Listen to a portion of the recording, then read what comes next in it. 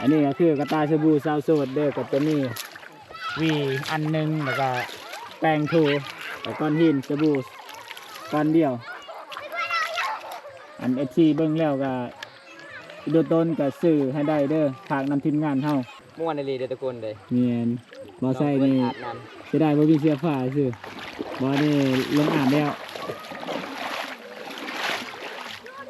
ได้แล้วป่ะบัดนี้ โดย โอ้โห ำเอาตอนนี้แล้ว มื้อนี้ก็อ้ายก็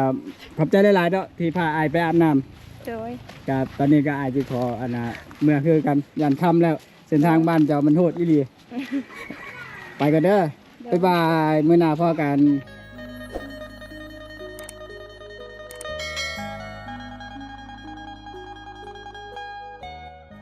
สบายดีเด้อทุกคนสบายดีทุกคนเด้อที่ติดตามรับชมวิถีชีวิตชาวลาวมื้อนี้บ่าวใส่ก็สิพาทุกคนมาเบิ่งผู้สาวอาบน้ำคือเก่าอยู่ชนบท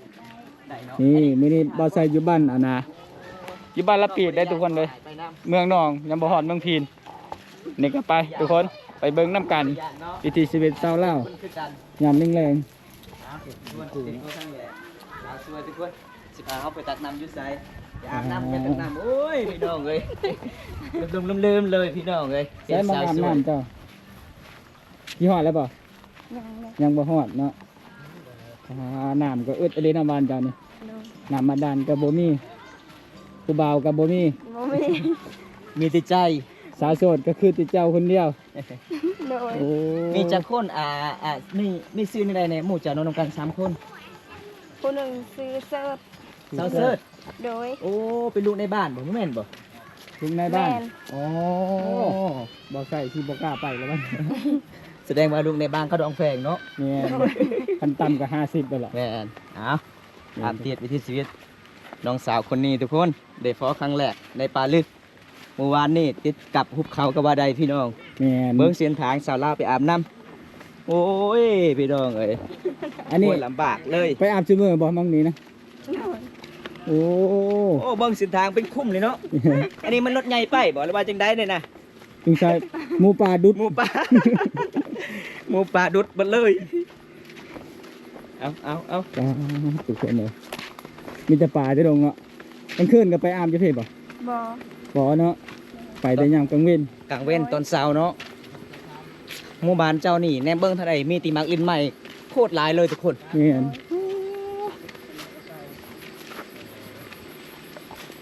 ยี่ห้อละบ่น้อง ยังเลย อันนี้ ยังอยู่ เส้นทางพุ่งเฮียนบ่ บ่ เส้นทางไปใส่เนี่ยไปหน้าไปให้ โดย เส้นทางไปให้ไปสวนทุกคนเอามื้อนี้ก็จัดให้ FC เต็มที่เลยครับชมวิถีชีวิตสาวลาวมื้อนี้บ่ได้ตัดต่อเลยทุกคนเลยตายแบบล้วนๆเลยถึงหอดน้ำน้องวายย่างประมาณ400 เมตร อ๋อ ไปย่างได้ อ๋อมันสิแม่นหรือบ่ แม่น โอ้มีร้านขายของนี่เนาะแม่นบ่ บ่ แม่นเนาะ ไม่ย่างเลยนะ ตะกี้เราขายอยู่เดี๋ยวนี้ อ๋ บ่ อสาวขายแล้ว โดย โอ้เอาเกือบสิตามกันแล้วทุกคนเพราะว่าน้องกับสภาพบรรยากาศน้ำมันมีบรรยากาศงามแรงๆแต่เป็นกระทรงตาทุกคน แดดอีหลีอีหลอ โอ้แสดงว่าสาวน้อยบ่าวน้อยฮากะมาอาบน้ำบ่ โดย นี่ทุกคน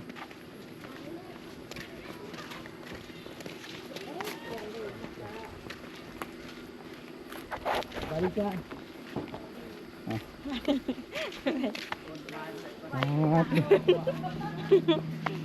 ยังบ่ฮอดอยู่เนาะ โดย โอ้ทุกคนเลยคืออะไรใครยอยหมดเลย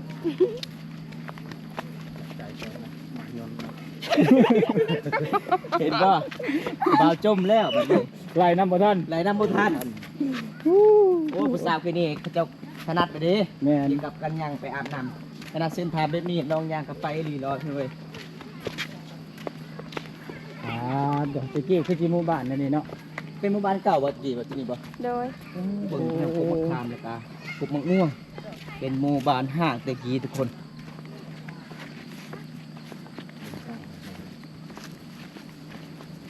หมู่บ้านเก่าทุกคนมองนี่นะเย็นเลย ไปผู้เดียวกลางคืนนี่เป็นตายานได้เขตนี้เลย แม่น มันสิเริ่มเข้าป่าเข้าดงแล้วเมื่อหลายเนาะเพื่อไปอาบน้ำหมู่บ้านเจ้ามีน้ำประปาบ่เนาะ นำมาได้ไม่จุดเดียว โอ้ทางไปทุกคนเลย บุมีน้ำประปานำมาได้ไม่จุดเดียวรวมทั้งหมดลอยไปราคาเถื่อนลองเว้าทุกคนเลยบอมตาเดาผิดแบบ96ราคา แท้ละ150 สุดท้าย150 ป้าตัวฮอตเซลแล้วเนาะ เดิน โอ้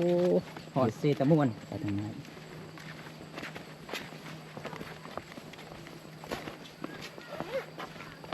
เอา โอ้โอ้ไปเมืองไดนี่นะนี่นะทางลงบนนี่ทางไปบ้านทางนั้นดิบ่ บอ ไปใส่มาแล้ว ตัว FC ผู้ใดไล่มานี่ โยสาวบ้านเขาเจ้าไปอาบน้ำเบดทุกคนโคตรลายเลยพี่น้อง สุดยอดเนาะ สุดยอดสุดยอด ครับ หอดบนน้ำอาบเลยเนาะวันนี้เนาะ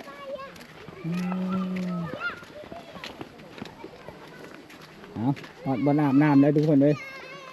ปัดโตมีแติขี้ต้มอาบไปยังไงบัดนี้ จะอาบอยู่ใส่ อยู่ โอ้ หุ่นบ่ ไปอยู่ใส่ก็ไปบัดนี้ ฮะขามาบ่ ขาอีกแล้วไปขาบ่ได้ทางเบิ้งนี่พี่น้อง เบิ้งสะพานมีแต่ไม้ถอนน้อยๆเห็นบอกเขาเจ้าไตเห็นบอกสะพานนี่ตาได้บอกนี่ทางนี้น่ะเขาไปน่ะ จะให้ค่อยอุ้มไปบ่เอา ระวังเด้อ โอ้ย เฮ้ยสิหักแล้ว เกือบตก พูนอยู่พูนเลย บรรยากาศธรรม ไป ชาติ ทุกคนไปเบิ้งน้ำกันอุ้ยสาวลาวเขตนี่ สุดโหดเลยทุกคนเลยเบิ้งเส้นทางทุกคนไม่ง่าย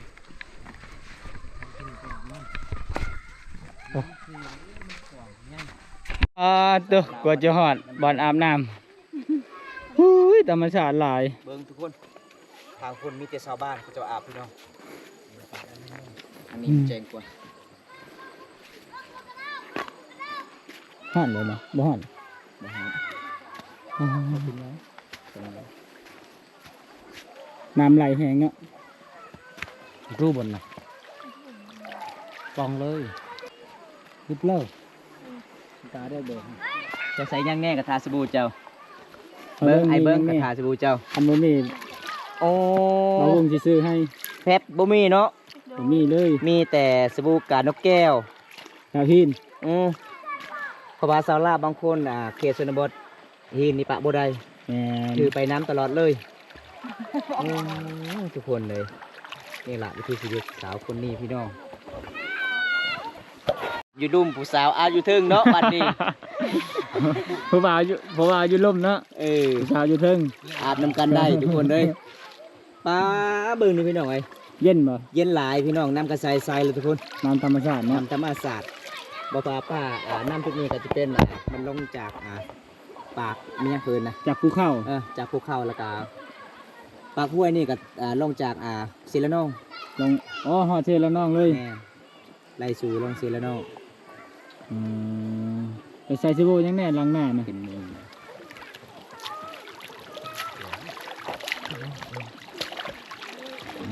คนอันนี้แหละเป็นวิธี ปึ๊บเอา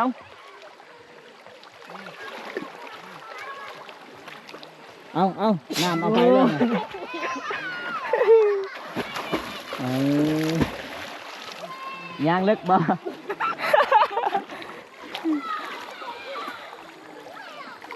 เอาทุกคนน้องก็สิลอยน้ำยามหนึ่งแรกแล้วบัดนี้ อ๋อ มีป่าเบิ่งป่านี่ป่าตามหลังเจ้านี่ ปิ้งเหมือนปลานะ ป่าเอ็มผู้สาวงาม โอ้ ป่าก็เลยอยากมาเล่นน้ำทุกคน นี่นะทุกคนนะ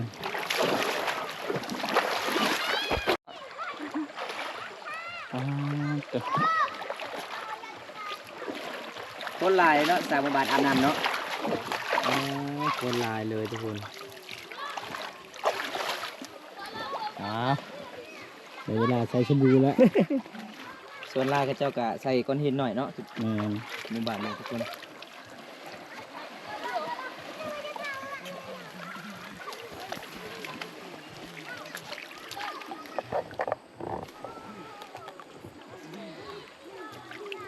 จะใส่ยังนั่นนะใส่ใจวะ ใส่ใจได้แต่มอง โอ้ผู้บ่าวนั่งทาอยู่พุ่นแล้วผู้บ่าว ว่าน้องขายบ่ แฟนเจ้าบ่บ่แม่น บ่แม่น อ๋อ เรามีแฟนแล้ว เรามีแฟนแล้ว หยุดแล้ว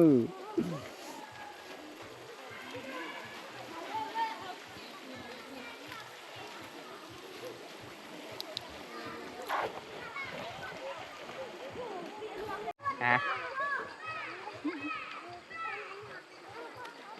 ปลาห้อมเนาะมันยาลังหัวอหย่างดี ซันซิล เป็นชิวอืมสาวโสดอาบน้ำทุกคนเลยน้ำห้วยน้ำหองในเขตนี้นะบ่ได้อาบน้ำมาดุงบาดาลเลยอาบน้ำห้วยบ่มีหมู่มานำเนาะหมู่เจ้าเข้าไปให้เบิดบ่ โดย โอ้ ง่ายกันง่าย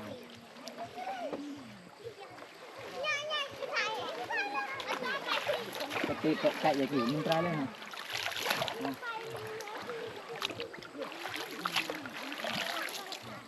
น้ำไหลแห้งเนาะเย็นบ่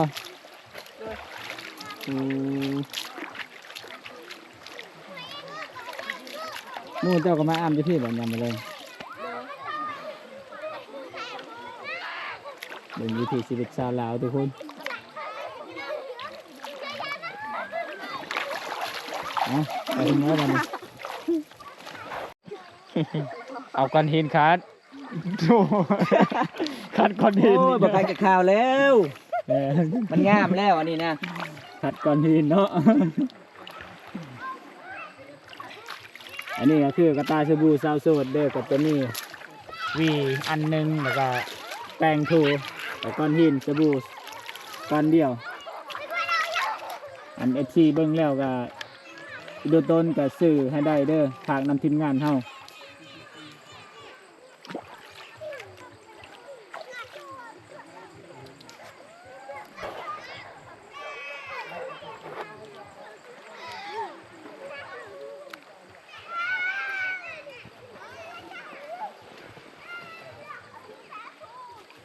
นวดบ่บัดนี้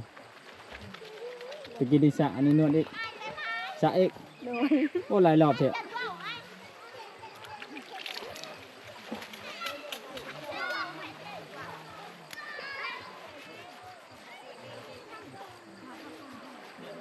อีกหน่อยหลายเนาะบานเจ้า โดย ก็เขาบ้านน้ำอยู่ดีวัดเนาะใครจะพ้นตกเนาะ โดย อ้าวน้ำเข้ามาที่ใส่เนาะมันจะให้บ่ โดย อืมคือขันน้ำหลายนี่พระเจ้าก็บ่ได้ออกแล้วเนาะออกบ่ได้แล้ว โดย หรือว่าทางลัดบ่นี่เนาะ คันฝนตกตลอดไปบ่ได้ ไปบ่ได้บ่ โดย บ่มีครัวบ่ บ่มี โอ้ทุกคนเลยกันไปกันมาเขตหมู่บ้านนี่ถ้าฝนตกนี่ค่อนข้างลำบากเลยแหละไปบ่ได้เพราะว่าแต่ลำบากไปบ่ได้เลย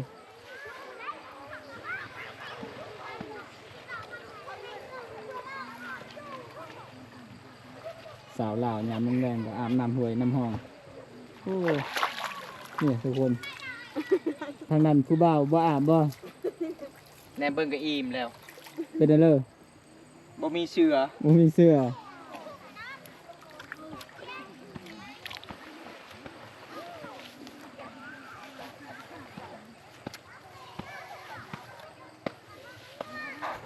โอ้นางเงือก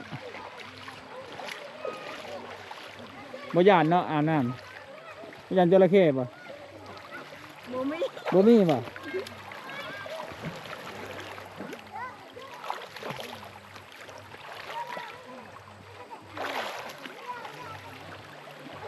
เป็นตาเย็นนำทุกคนเลยสาบ้านก็จะเอาน้ำหลายแต่ว่าเบาใส่กินกล่องให้ไม่ได้น้อยหลาย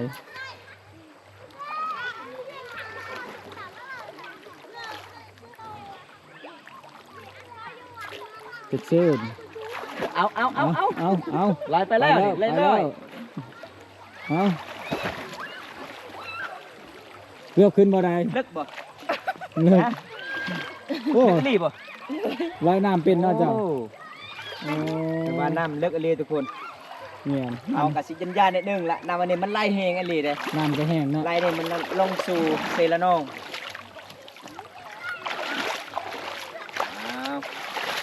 เอา ลองอาบน้ำสำเร็จเลยจ้ะ ยังอีกรอบ เนาะปานนี้เนาะ ยังรอบหนึงแต่ว่ายังบ่สะใจ ระวังได้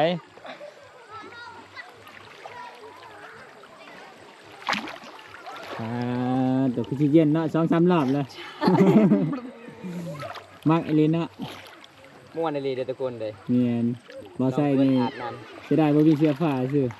บ่ได้ลงอาบแล้วได้แล้วป่ะบัดนี้ เด้อ โอ้โห ำเอาตอนนี้แล้วน้องอาบทุกคน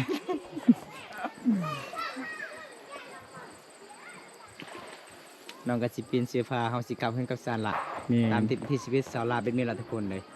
เขตชนบทอาบในอาบ โอ้กูบ่าวว่านั่นน่ะแล้วบ่น้อง โดย ไปทุกคน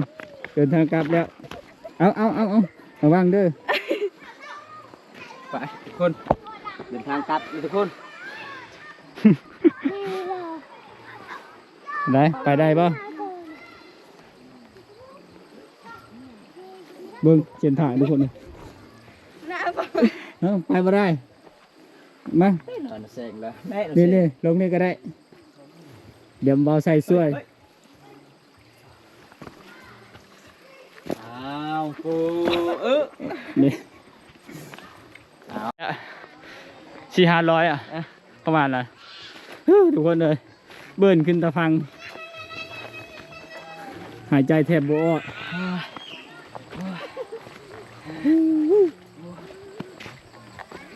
พอดีหอดเทือนนี่เทือนไหลคือเก่า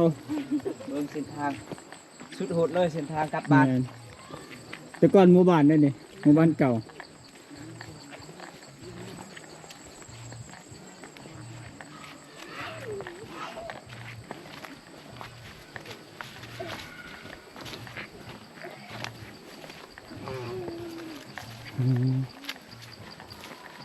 นี่แหละทุกคนตามติดชีวิตสาวเล่าวเบาใส่จัดให้เลยหลายๆ FC บอกว่าเบาใส่คือบ่เห็นใครผู้สาวอาบน้ำแน่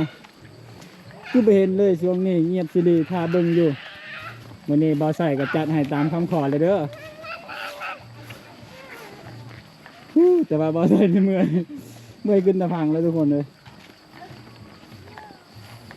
บรรยากาศน่ะดีนะยามแรงๆอย่างสิสาวแวนขอบใจเด้อ โดย สาวแว่นบ่ บ่แม่น สาวแวนเริ่มเลย